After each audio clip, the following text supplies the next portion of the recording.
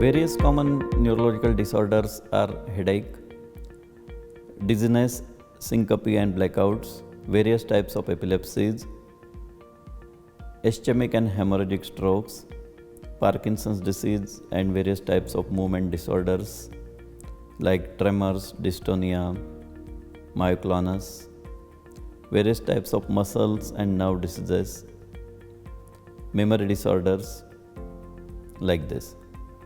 Headache is the commonest type of neurological disorder which is encountered in a neurologist's clinic. Various reasons for headache can be divided into primary headaches and secondary headaches.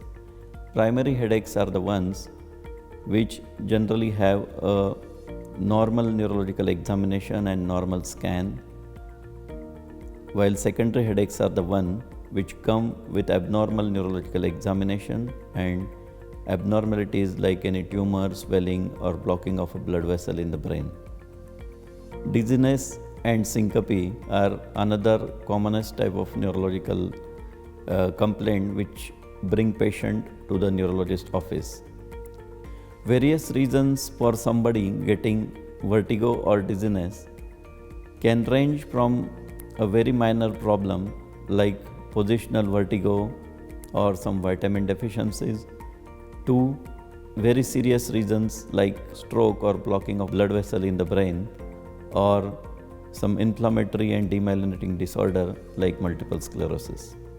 Epilepsy is a disorder related to the brain which happens because of abnormal electrical activity in the brain. This is a very dramatic event and presents with patient losing consciousness and thrashing his hands and legs and becoming incontinent, losing his ability to react to the surrounding, and this can happen on an episodic basis for multiple times. Epilepsy can be treated with medicines as well as surgical therapies. To decide which patient needs which type of treatment and what is the best possible drug for the patient can be decided by the neurologist after conducting various tests like electroencephalogram, MRI and CT scan. Parkinson's disease is one of the commonest neurological disorder which is encountered in a neurologist office. It presents with tremors or shaking of one or both sides of the body and slowness in the movements. Parkinson's disease also can be because of various reasons, and it can be divided as idiopathic Parkinson's disease versus various types of Parkinsonian syndromes.